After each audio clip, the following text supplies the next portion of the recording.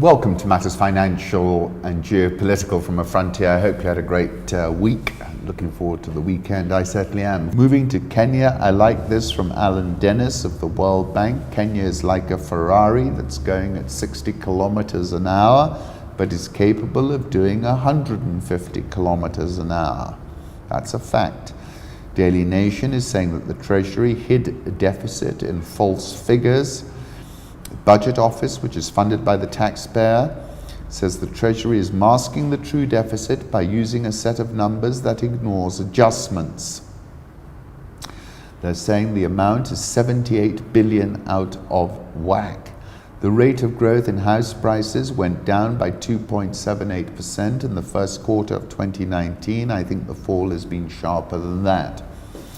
Nairobi All Shares up 3.85% year to date. Safaricom have announced they're taking ownership of Mpesa, the brand and the intellectual property, joint ownership between us and Vodacom, and we then use that as a platform into running into other markets across the continent.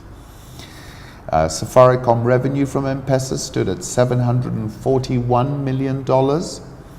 Given that the bulk of the Mpesa business is in Africa, between Tanzania and Kenya, it is right for us to be the determinants. Fuliza, which was a recently released new product, has garnered 8.8 million users who have borrowed a combined 45 billion shillings.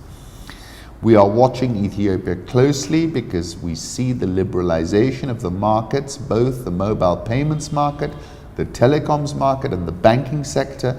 We think there could be opportunities. Mpesa I described as the jewel in the crown. After the full year results were released, Mpesa revenue surged 19.2%. And I wrote this in at the half year mark. I said it's on the cusp of a hockey stick-like breakout. And now we know the garden is richer. Average user is transacting 12 times a month. They increased retention and circulation and velocity in the ecosystem. I think Mpesa is in the Uber category. It has blitzscaled, and essentially I think that there is an enormous opportunity to port this into other parts of Africa, and essentially it's not correctly priced into the share price. Safaricom is up about 17% year to date versus a stock market which is in just above break even.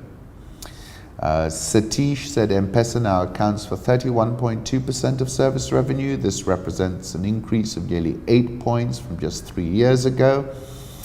And Mpesa accounted for 75% of the growth for the full year. The NSE 20 is down 6.8% year to date.